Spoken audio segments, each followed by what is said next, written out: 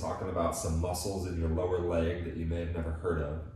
So I was taught these as the medial compartment muscles, okay?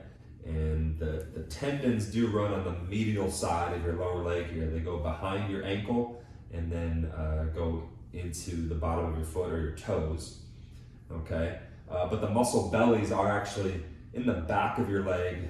They are buried deep underneath your big visible calf muscles. All right, so we got three muscles we're talking about. It's the tibialis posterior, the flexor hallucis longus, hallucis means big toe, and then the flexor digitorum longus, which goes to your other four toes. So these muscles as a group perform supination, or this rolling out of your foot, okay? Or more commonly, they resist pronation, right? So this rolling in of your foot. So when you run, jump, do lots of athletic activities, your foot generally is going to pronate, but these muscles are going to control that movement to some degree, hopefully. All right, which tells you that when you do those athletic movements, these muscles take stress. All right, and so definitely have stressors on those muscles, and then obviously the tendons and then the attachment points to the bone also take that stress. So if you've ever had medial shin pain, right, on the inside part of your lower leg, it very well may be related to these muscles and their attachment to the tibia. Okay, so something that we can do to help with shin splints, both in treating them and preventing them, is get a therapeutic stimulus on those tissues. So a tool I found to be very helpful is what I call the shin isometric hold. So you position your lower leg across a surface like couch, a bench, a softer box, whatever. Plantar flex your foot, and then you push down on the inside of the foot. So you're pushing it into this position, but those muscles are gonna hold it up, okay? So you're gonna push down and just get some tension in those muscles, all right? Now, this is a way that you can just do this anytime, any place, pretty much. However, what I like to do is actually hang a weight from the foot, and so that gives you a quantifiable load and a way for you to steadily progress it over time.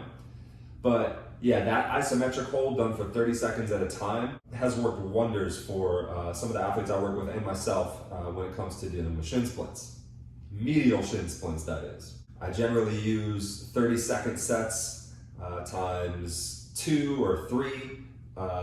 And then you can do that every day if you are dealing with shin splint issues. If you don't have them, then still just doing it regularly is a good idea.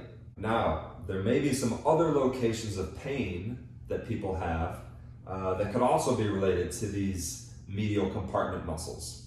Okay, so like I said, the muscles are in the back of the leg. So if you have pain that is kind of in your calf or Achilles area, but doesn't really feel like it's actually in the Achilles or in the big calf muscles, it could be one of these smaller, deeper muscles in there.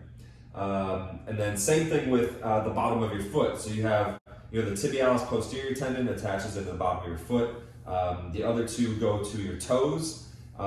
You could have a pain in the bottom of your foot, or even sort of on the inside of your foot or behind the ankle bone here.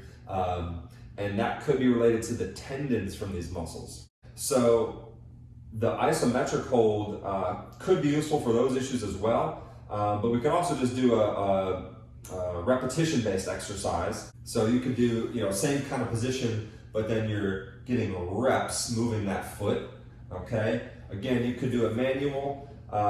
Hanging the weight from your foot can work, or a band can also work. I actually like that particular option. And that's something where you would do 20 to 30 reps for a couple sets. And again, you could do it daily if you are dealing with one of these issues.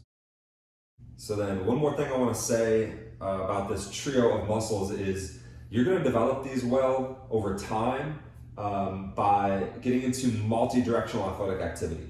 Okay, so these sort of isolated strength exercises are useful, but really getting them integrated into athletic activity is what you really want, and you're going to develop those better by getting multi-directional than just straight line. Okay, so for you track athletes who just run and jump in a straight line all the time, you need some cross training. You need to get some movement variety. So get into that multi-directional realm.